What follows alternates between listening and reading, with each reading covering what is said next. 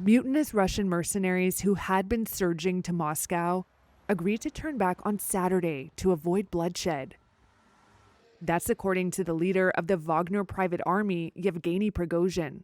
ЧВК Wagner. In an audio message, the former ally of Russian President Vladimir Putin said his forces got about 125 miles from the capital.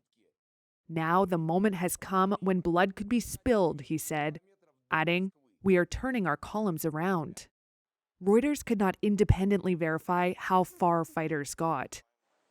The de-escalation of the major challenge to Putin's grip on power was brokered by Belarusian President Alexander Lukashenko, his office said. Мы находимся в штабе. Under the deal, Prigozhin will move to Belarus, the Kremlin said, with safety guarantees for the leader and his men.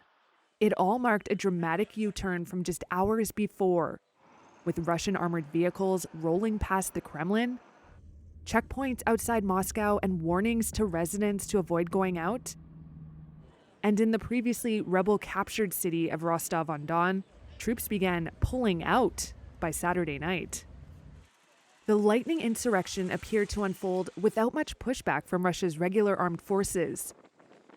Prigozhin had said his so-called March for Justice was intended to remove corrupt and incompetent Russian commanders he blames for botching the war in Ukraine.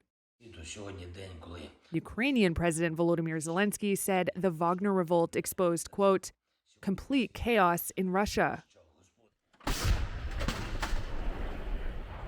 It came just as Kyiv is launching its strongest counteroffensive since the war began last year. Western capitals said they were watching developments closely, with U.S. President Joe Biden speaking with the leaders of Britain, France, and Germany.